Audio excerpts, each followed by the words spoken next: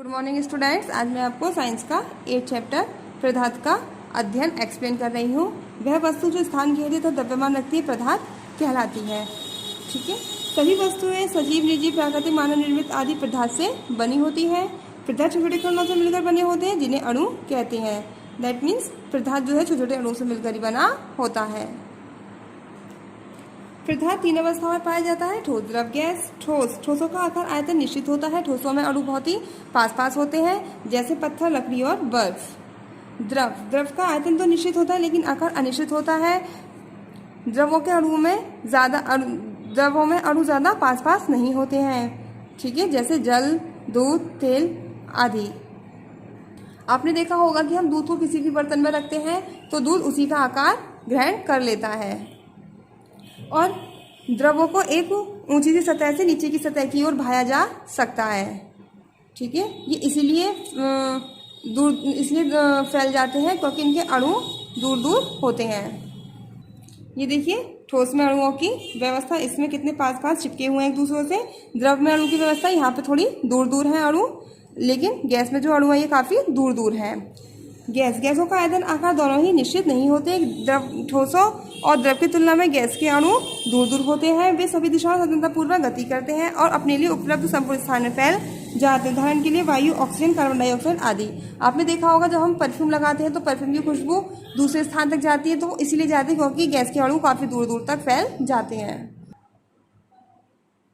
विलेयता, किसी पदार्थ की विलेयता उसका वह गुण है जिसके कारण वह किसी अन्य पदार्थ में घुलकर एक समान प्रकृति का मिश्रण बनाता है। इस प्रक्रिया में घुलने वाले पदार्थ को विलय तथा जिस पदार्थ में घुलता है उसे विलायक कहते हैं। इसके परिणाम स्वरूप एक समान मिश्रण विलयन कहलाता है। जैसे कि हम पानी को चीनी में घोलते हैं तो चीनी जो है वो क्या है, विलय। ठीक है, और विलय जिस पदार्थ में घुलता है, दैट मीन्स पानी में घुल रहा है तो उसे हम विलायक कहेंगे। जल में ठोसों की विलयता, नमक और चीनी जल में घुलने वाले ठोसों के सामान्य उदाहरण है, लेकिन सभी ठोस जल में नहीं घुलते हैं। रेत, चौक का चूर्ण आदि ये जल में घुलते नहीं है, ये बर्तन की तली में बैठ जाते हैं। जल में द्रवों की विलयता, सभी द्रव जल में घुल जाते हैं। हम जल से भरा एक बीकर लेते हैं, उस बीकर में हम 1 कप दूध डाल देते हैं तो दोनों एक दूसरे में आपस में मिक्स हो जाते हैं। ये दोनों द्रव एक दूसरे में घुलनशील है, इनको जल में हम मिश्रणीय कह सकते हैं। लेकिन केरोसिन, पेट्रोल, तेल द्रव जल जैसे द्रवों को जल में नहीं घोला जा सकता है, तो ये जल में अमिश्रणीय कहलाते हैं। दैट मीन्स जो जल में घुल जाएंगे वो मिश्रणीय कहलाएंगे, जो जल में नहीं घुलते वो अमिश्रणीय कहलाते हैं। गैसों की विलेयता, गैस जैसे ऑक्सीजन, कार्बन डाइऑक्साइड आदि जल में घुल जाती है। मछलियां जल में घुली ऑक्सीजन द्वारा सांस लेती है। इस प्रकार जल के अंदर जीवित रहने में समर्थ होती हैं। ऑक्सीजन पे सोडा को, कार्बन डाइऑक्साइड को चुदाब के अंतर्गत जल में घुलकर बनाई जाती है। आपको पता होगा पानी में ऑक्सीजन होती है और उस ऑक्सीजन के द्वारा ही मछलियां सांस लेती हैं। अवस्था में परिवर्तन, जब पदार्थ की अवस्था में परिवर्तित होता है तो केवल अणुओं के बीच का स्थान परिवर्तित होता है। अणु अपने आप में अपरिवर्तित रहते हैं, अणुओं में कोई चेंजेस नहीं होता है। वाष्पीकरण, जल का वाष्प में बदलना वाष्पीकरण कहलाता है। यह प्रक्रिया जल को गर्म करने पर होती है।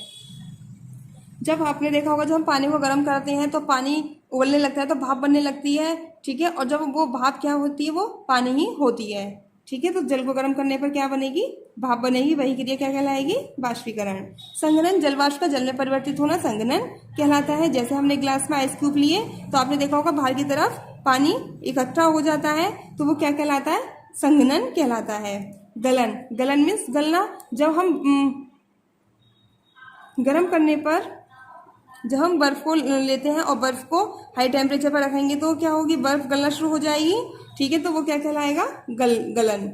हिमांक मीन्स हिम मीन्स बर्फ। तो बर्फ का बनना, जब हम पानी को फ्रीजर में रख देते हैं जमने के लिए तो क्या होता है, तो वो बर्फ बन जाती है। दैट मीन्स ठंडा करने पर किसी द्रव का ठोस में बदलना हिमांक कहलाता है। भौतिक एवं रासायनिक परिवर्तन, भौतिक परिवर्तन वह परिवर्तन है जिसमें किसी द्रव्य को आसानी से उसकी तीनों अवस्थाओं में से किसी भी एक अवस्था में परिवर्तित किया जा सकता है। अर्थात इसमें हमें कोई नया पदार्थ नहीं मिलता है, हमें वापस वही पदार्थ मिलता रहता है।